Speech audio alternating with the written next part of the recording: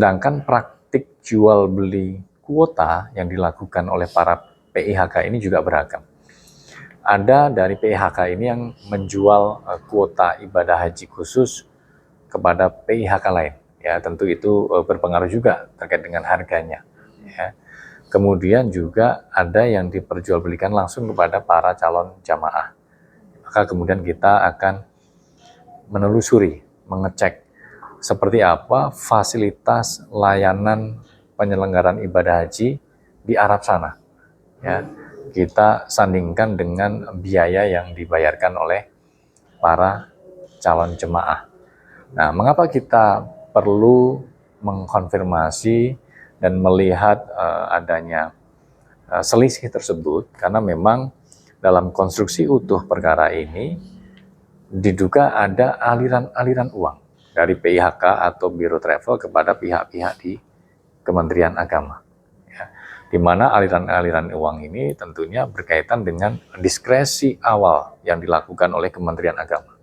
Ya, diskresi dari adanya kuota tambahan 20.000 yang diberikan oleh pemerintah Arab Saudi, yang tujuan awalnya adalah untuk memangkas panjangnya antrian ibadah haji reguler. Kalau kita ketahui kan antriannya bahkan ada yang sampai 30-40 tahun ya. Artinya misalnya kita baru lahir gitu ya, langsung didaftarkan oleh orang tua kita, insya Allah kita umur 40 tahun baru berangkat haji. Itu kalau kita lahir langsung didaftarkan ya. Kita masih tunggu 40 tahun lagi. Nah, melihat panjangnya antrian tersebut, maka kemudian pemerintah Arab Saudi memberikan tambahan kuota sebanyak 20.000. Ya, artinya 20.000 ini kan seharusnya digunakan untuk ibadah haji reguler.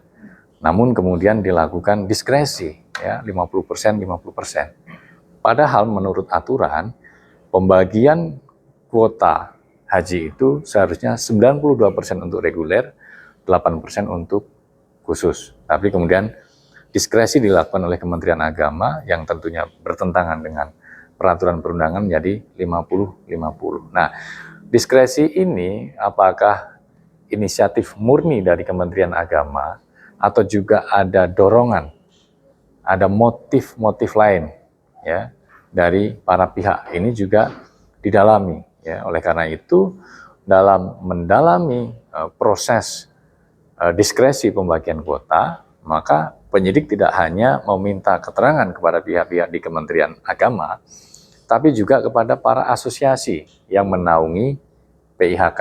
Ya. Kenapa KPK memeriksa asosiasi? Ya, karena asosiasi sebagai wadah dari PIHK ini adalah pihak-pihak yang kemudian nanti terdampak secara signifikan. Ya. Yang semula kalau kita merujuk kepada ketentuan perundangan, dia hanya akan mengelola 8% dari 20.000 ya, atau sekitar 1.600 kuota. Tapi karena adanya diskresi itu, kemudian PIHK ini kan